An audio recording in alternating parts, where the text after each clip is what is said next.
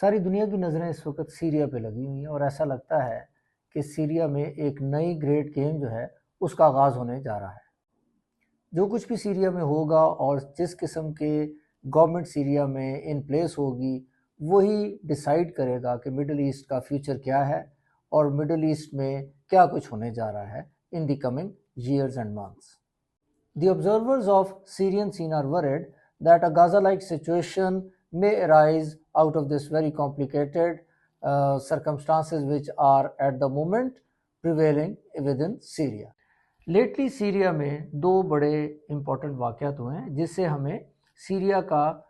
Potential for conflict جو ہے اس کا ہمیں اندازہ ہوتا ہے۔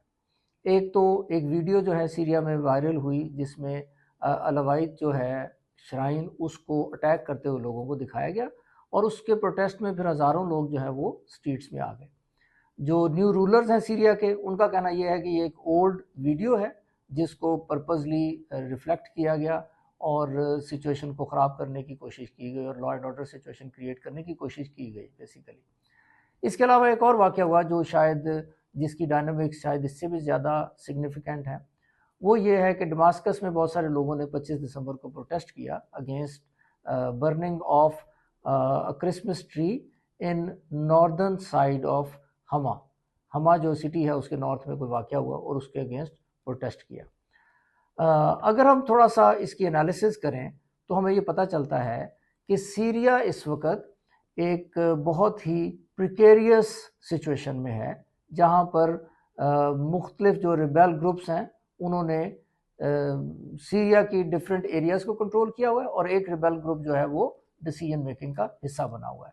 تو جہاں پر اتنی کمپلیکیٹڈ سچویشن ہے وہاں پر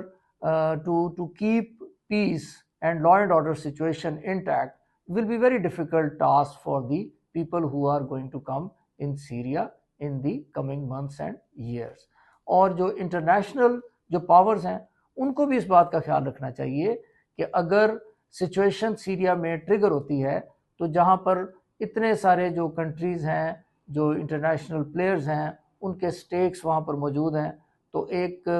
ایسی کانفلکٹنگ سچویشن کریٹ ہو سکتی ہے جو کہ نہ صرف ریجنل بلکہ گلوبل پیس کے لیے بھی ول بی ویری ڈینجرس۔